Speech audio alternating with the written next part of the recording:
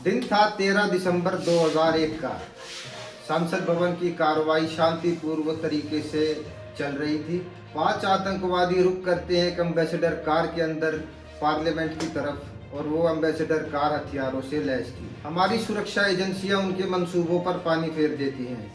सारे आतंकियों को घेर लिया जाता है और वहीं ढेर कर दिया जाता है। पूरे घटनाक्रम के अंदर अगर कोई दुर्भाग्यपूर्ण बात है तो वो ये कि उस दिन हमारे देश के नौजवान शहीद हो जाते हैं। नमस्कार दोस्तों, मेरा नाम है विकास और आप मुझे देख रहे हैं दी पंचायत पर। 22 साल बाद इतिहास अपने आप को दोबारा दोहराता है। शीतकालीन सत्र अपने चरम पे था। कार्रवाई बिल्कुल शांतिपूर्वक चल रही थी। इतने में दर्शक दीर्घा से 2 अज्ञात शख्स कूदकर ऑपोजिशन पार्टी के चैम्बर में जा घुसते हैं। जूतों से कैन स्मोक गैस निकालते हैं और संसद में फेंक देते हैं। नतीजन चारों तरफ हड़कंप मच जाता है। सांसद यहाँ वहाँ भागते नजर आते हैं। उनका सीधा निशाना पीएम की वो कुर्सी थी जहाँ पर पीएम बैठकर सांसद को संबोधित करते हैं, लेकिन सौभाग्य की बात ये थी कि पीएम उस समय मौजूद ही नहीं थे सांसद में। मंजर खौफनाक हो जाता है। इतनी देर में जो सांसद आसपास थे वो दोनों आरोपियों को घेर कर उनकी खूब धुनाई करते हैं। इसके बाद मौके पर हमारे सुरक्षाकर्मी परिस्थितियों को काबू में करते हैं। दोनों को हिरासत में लेते हैं, लेकिन मुद्दा यहाँ खत्म नहीं हुआ था। संसद के बाहर भी प्रदर्शन जारी था। एक महिला जो बार बार तानेशाही बंद करो के नारे लगा रही थी, उसके साथ एक शख्स भी मौजूद था।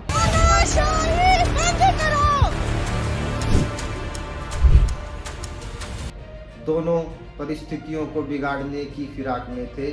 महिला पुलिसकर्मी ने जैसे तैसे उस महिला को काबू में किया, हिरासत में लिया और दोनों आरोपियों को बाहर से भी गिरफ्तार कर लिया गया। पूरे घटनाक्रम के अंदर चारों आरोपियों को गिरफ्तार कर लिया गया। अगर बात करें दोनों आरोपियों की, तो पहला आरोपी जिसका नाम सागर शर्मा है वो लखनऊ का रहने वाला है।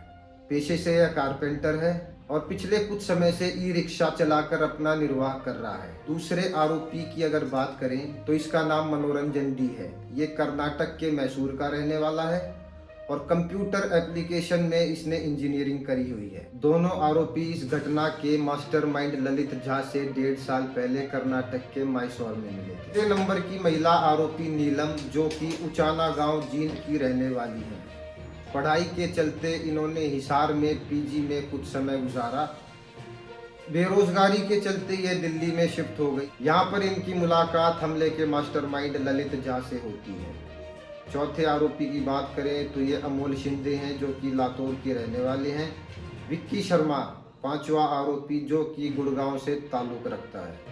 इस पूरे घटनाक्रम में एक बात तो तय है कि ये आपस में भी जानते थे एक दूसरे को इस हमले से पहले। इनकी मुलाकात 1.5 साल पहले कर्नाटक के मैसूर में होती है, जहां पर ये प्लानिंग करते हैं पूरे हमले को अंजाम देने की। 4 साल सोशल मीडिया पर एक दूसरे के संपर्क में रहने के बाद पांचों फेसबुक पर भगत सिंह फैन पेज से जुड़े। कथित मुख्य साजिशकर्ता ललित झा के निर्देश पर मनोरंजन ने इस साल जुलाई में संसद भवन की रेकी करने का निर्णय लिया। रेकी करने के दौरान इनको पता चला कि संसद भवन में एंट्री करने के दौरान जूतों की चेकिंग नहीं की जाती। ये पांचों रविवार को गुरुग्राम निवासी विशाल शर्मा के घर एकत्रित हुए और मंगलवार तक यहीं रहे। बुधवार सुबह पांचों संसद भवन के लिए रवाना हुए।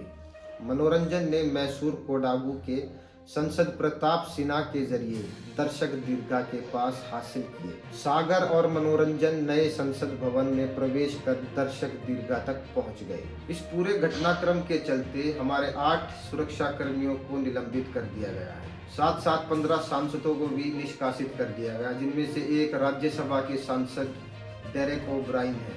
पूरे मुद्दे पर काफी सारे सवाल जनता के दिमाग में घूम रहे हैं। एक आम इंसान कैसे अपने घरों में सुरक्षित रह सकता है दोस्तों, जब ये बड़े बड़े राजनेता पार्लियामेंट जैसी जगह में सुरक्षित नहीं है? क्या ये अपोजिशन पार्टी की चाल हो सकती है या फिर पाकिस्तान के द्वारा रचा गया कोई षड्यंत्र? सवाल और भी हैं, लेकिन जवाब देने वाला कोई है नहीं। कमेंट सेक्शन में जरूर बताएं। मैं विकास आपसे आज्ञा लेता हूं। तब तक के लिए बने रहें हमारे साथ द पंचायत पर। जय हिंद दोस्तों।